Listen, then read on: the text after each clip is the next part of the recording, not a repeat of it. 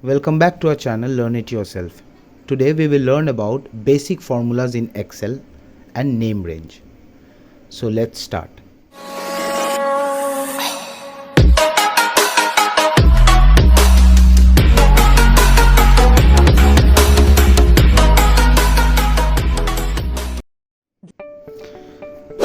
So in order to write any formula in Excel, we have to start it with is equal to symbol. Where we will type this is equal to symbol? We will type it in the cell in which we want to get the result.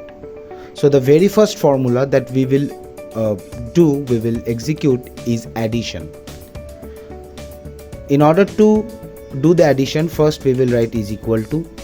After that, we have to select the cell where we have the value, the very first cell in which we have the value, right? After that, we will type the plus symbol, the addition symbol from the keyboard, and after that we will click or we will select the second cell in which we have the value. A short tip I will tell you: whatever cells you are selecting in a formula, it will be denoted by color codes. So here F4, okay, here F4, this cell is highlighted in blue and F5 is highlighted in red. So this way Excel will show you all the cells that are used in the formula in different color codes so that you can identify it easily. So once you have entered the formula, you can hit the enter button. So it will give you the result after adding the values. Now what is the use of using formula? Suppose if you change any of the values, it will directly affect the result.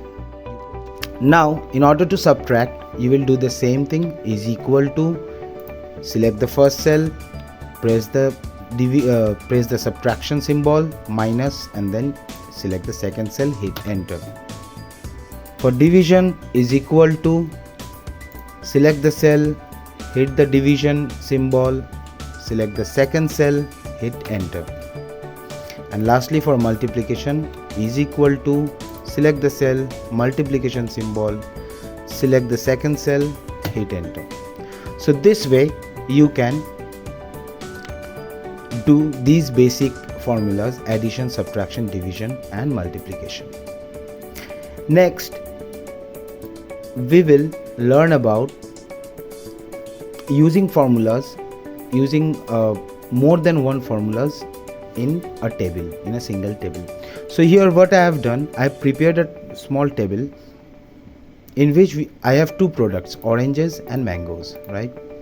Let me color it up. Okay, oranges and mangoes. So these two products I have in this data sheet, and with that I have quantity 5 oranges, 4 mangoes.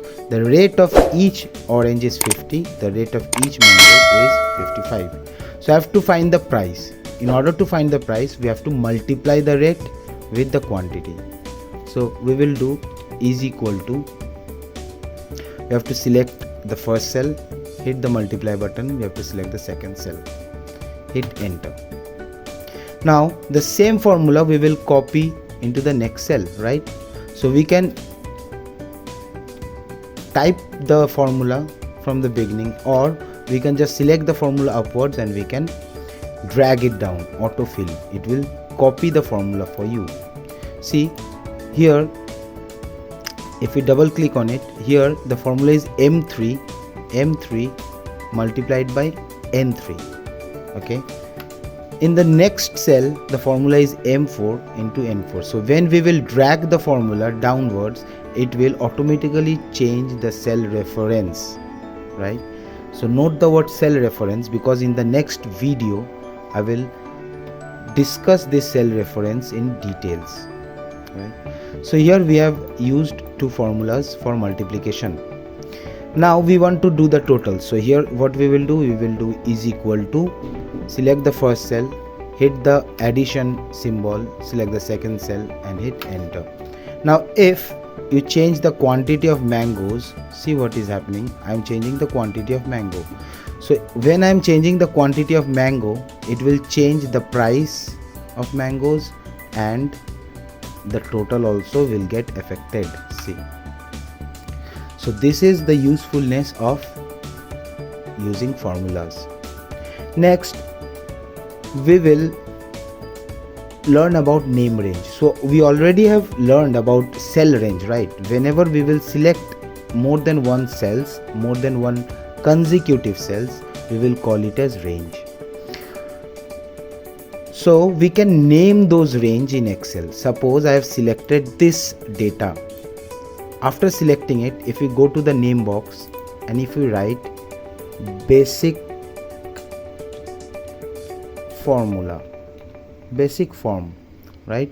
See here in the name box I have written basic form, and if we hit enter, this range will be named as basic form. So whenever I will write basic form here in the name box and hit enter, automatically that range will get selected. So this is what we call as name range. Now if we click this and if we write product, particularly this range will be named as product. So whenever we will go here, if you click on this drop down menu, you can see the two name ranges that we have created, product and basic form. So this is a short explanation of name range. We can use it in formulas, we can use it in many different ways. So we will discuss that later in the next videos, upcoming videos. So for today, that's it. Hope you enjoyed it. If you enjoyed it, please like, comment, share and subscribe our channel.